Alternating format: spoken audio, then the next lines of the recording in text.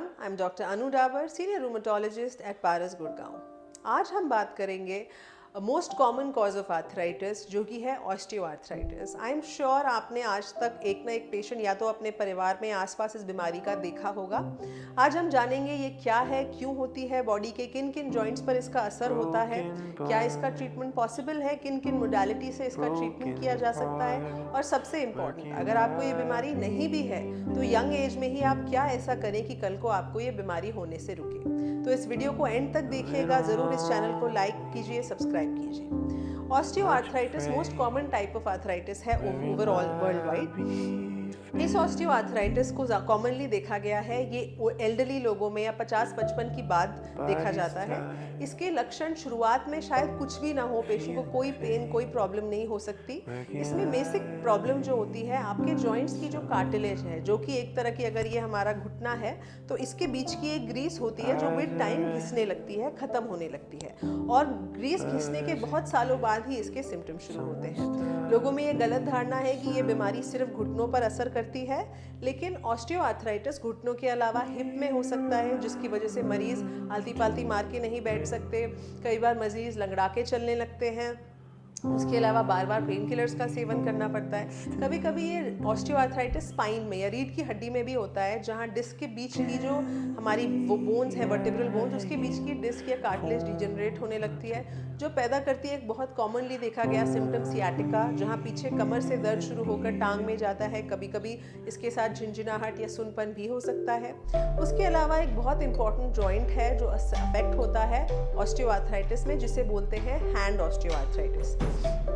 तो hand osteoarthritis में ये जो DIP जॉइंट्स होते हैं, इनमें बोनी स्वेलिंग्स यानी कि हार्ड स्वेलिंग्स पैदा होने लगती हैं, जो धीरे धीरे इन जॉइंट्स की अलाइनमेंट या डिफॉर्मिटी पैदा करती है, और पेशेंट बहुत टाइम तक उन्हें समझ ही नहीं आता ये क्या हो रहा है, क्योंकि ये कोई पेन पैदा नहीं करता है। वो तो जब बहुत ज़्यादा अलाइनमेंट बिगड़ जाए तब पेशेंट को दबाने पर पेन होता है। उसके अलावा एक बहुत इंपॉर्टेंट जॉइंट है first carpometacarpal joint, CMC joint, जहाँ पेशेंट को पेन रहता है। पेशेंट कहते हैं हम पतीला नहीं पकड़ पाते, या हम बहुत देर तक अगर करछी चला रहे हैं तो हमें यहाँ पेन रहने लगता है। कभी कभी यहाँ स्वेलिंग भी पेशेंट फील करते हैं। सिंपल एक टच करने पर पेशेंट दर्द में चीख पड़ते हैं। तो ये वो जॉइंट्स हैं बॉडी के जहाँ इस ऑस्टियोआर्थराइटिस का असर होता है। अब हम जानेंगे ऑस्टियोआर्थराइटिस के क्या कारण हैं। बढ़ती हुई उम्र, क्योंकि ये एक एजिंग टाइप ऑफ आर्थराइटिस है, डीजेनरेटिव या वेयर एंड टेयर आर्थराइटिस है। सो इंक्रीजिंग एज, अगर फैमिली हिस्ट्री है, स्पेशली फैमिली हिस्ट्री इंपॉर्टेंट हो जाती है हिप के आर्थराइटिस में और हैंड के आर्थराइटिस में। तो अगर आपकी सिस्टर मदर को हिप या हैंड का आर्थराइटिस है तो काफ़ी चांसेस हैं आपको भी ये हो सकता है। नी आर्थराइटिस में जेनेटिक फैक्टर्स का इतना इंपॉर्टेंट रोल नहीं है। दूसरा और सबसे इंपॉर्टेंट कारण है वेट। अगर किसी का वेट ज़्यादा है तो वो एक मेजर रीज़न है कि पेशेंट को आर्थराइटिस डेवलप हो सकता है, इस प्रकार का ऑस्टियोआर्थराइटिस, क्योंकि हर 1 किलो वजन जो आपका बढ़ता है आपके घुटनों में वो 5 गुना इम्पैक्ट डालता है। तो अगर आप ये सोचते हैं मैं 50 किलो का दुबला पतला इंसान हूँ, तो भी आपके जॉइंट्स पर ये 200 to 250 kg वेट पड़ रहा है। तो इसलिए बहुत इंपॉर्टेंट है कि अपना वेट नियंत्रित रखें। वो कैसे रखेंगे? ईट अ हेल्दी डाइट में sugar, salt, packaged food, junk food, इस तरह की चीज़ों से ज़्यादा ना लें, इनसे बचिए। रेगुलर एक्सरसाइज कीजिए, 30 मिनट हफ्ते में 5 दिन कम से कम aerobic exercises, walking, jogging, running, swimming, इस तरह की चीज़ें कीजिए फ्रॉम अ यंग एज। ऐसा नहीं है कि आर्थराइटिस शुरू होने के बाद ये सब करें। आग लगने के बाद हम कुछ करते हैं तो इतना फ़ायदा नहीं है जहां हम आग लगने ही ना दें। उसके अलावा अगर पेशेंट को डायबिटीज़ है, हाइपरटेंशन है, तो भी इस बीमारी में ऑस्टियोआर्थराइटिस होने का रिस्क बढ़ता है इन बीमारियों में, क्योंकि ये एब्नॉर्मल प्रोटीन्स बॉडी में एक्यूमुलेट करवाती हैं जो कार्टिलेज को जल्दी डैमेज करती हैं। उसके अलावा कुछ खास तरह के आर्थराइटिस होते हैं जहाँ पेशेंट कहते हैं हमारा यूरिक एसिड बढ़ा रहता है, पैर के बड़े अंगूठे में सूजन आती है, उसको गाउट कहते हैं। उसी फैमिली का एक और आर्थराइटिस है जिसे सूडो गाउट कहते हैं। इनमें भी ये ग्रीस समय से पहले ख़त्म होती है। तो ये तो कुछ कारण है ऑस्टियोआर्थराइटिस होने के। कॉमन सिम्टम्स होते हैं, पेशेंट कहते हैं डॉक्टर साहब शुरू में तो जब हम फ्लैट सरफेस पे चलते थे हमें कोई पेन नहीं था, सीढ़ी चढ़ने उतरने पे पेन होता था, धीरे धीरे वो इतना बढ़ गया कि हम आलती पालती मार के नहीं बैठ सकते, मंदिर की सीढ़ियाँ नहीं चढ़ सकते, हमें अब फ्लैट सरफेस पे चलने में दर्द होने लगा है, घुटने में रह के सूजन आने लगी है, घुटनों में टेढ़ापन आ गया है, घुटने अंदर की तरफ मुड़ने लग गए हैं। पहले तो कभी हम साल में एक बार पेन किलर खाते थे, अब तो एक दिन छोड़ के एक दिन पेन किलर खाना पड़ता है, नहीं तो हम चल नहीं पाएंगे। और एक बहुत इंपॉर्टेंट सिम्टम जो पेशेंट कहते हैं उसको बोलते हैं जेलिंग फिनोमिनन। पेशेंट कहते हैं कि जब हम 1 घंटा बैठ गए या आधा घंटा भी बैठ गए तो उठ के पहले 10 कदम लेना हमारे लिए सबसे मुश्किल होता है, और जैसे जैसे हम चलते हैं कुछ पेन कम होता है, पर अगर डिजीज़ एडवांस हो तो तब भी पेन बना रहता है।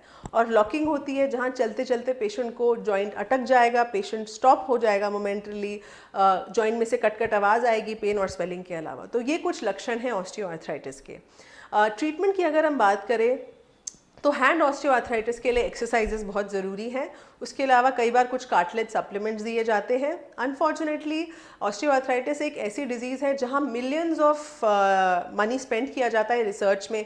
हर वीक कुछ नए मॉलिक्यूल्स आते हैं, बट अब तक ऐसा मॉलिक्यूल नहीं मिला है जो पेशेंट के जॉइंट सिम्टम्स को कंट्रोल रखे और कार्टिलेज को भी घिसने से रोके। तो जो थेरेपीज़ हम जिनकी बात कर रहे हैं, कार्टिलेज सप्लीमेंट्स, वो 50 to 60% पेशेंट्स में इफेक्टिव है। उसके अलावा एक्टिविटी मॉडिफिकेशन, अगर पेशेंट को लगता है कि कुछ हाथ की ऐसी एक्टिविटीज़ हैं जिससे करने से पेन बढ़ रहा है तो वो कोई हैंड असिस्ट डिवाइसेस यूज़ करे, उन एक्टिविटीज़ से बचिए। बाकी स्ट्रेस बॉल्स लेके उन्हें स्क्वीज़ करना, रेंज ऑफ मोशन एक्सरसाइजेस करना, हाथ की उन उंगलियों की मसल्स को मजबूत करने की एक्सरसाइज करना फ़ायदेमंद है। नी में शुरू में हम एक्सरसाइजेस रेकमेंड करते हैं। अगर पेन बहुत ज़्यादा है तो कई बार जॉइंट के अंदर या तो स्टेरॉयड या फिर हाइलुरोनिक एसिड के इंजेक्शंस भी देते हैं, जो कुछ पेशेंट्स में सालों तक पेशेंट को पेन फ्री कर पाते हैं। और एक जो बहुत इंपॉर्टेंट कॉन्सेप्ट है कि हम ऑस्टियोआर्थराइटिस अगर हमें है तो हम सर्जरी कब कराएं। तो देखिए, most important is patient symptom. अगर आपके पैर टेढ़े होने लगे हैं, आपको बैलेंस इश्यूज आ रहे हैं, आपको लगता है आप गिर जाएंगे, आपको डेली पेन किलर लेना पड़ रहा है पेन के लिए, या फिर आपको चलते चलते अपने घर की डेली एक्टिविटीज़ में भी लोगों का सहारा लेना पड़ रहा है, तो ये कुछ इंडिकेशंस हैं जो रिक्वायर करते हैं कि सर्जरी हो। ऐसा कुछ नहीं है कि अगर आप बहुत ओल्ड हैं, आपको डायबिटीज़ हाइपरटेंशन है तो सर्जरी कॉम्प्लिकेट होगी, सक्सेसफुल नहीं होगी। ऑफ कोर्स उस सिचुएशन में सर्जरी में कुछ इंपॉर्टेंट बातों का ध्यान रखना पड़ेगा कंपेयर टू जिसे ये प्रॉब्लम नहीं है।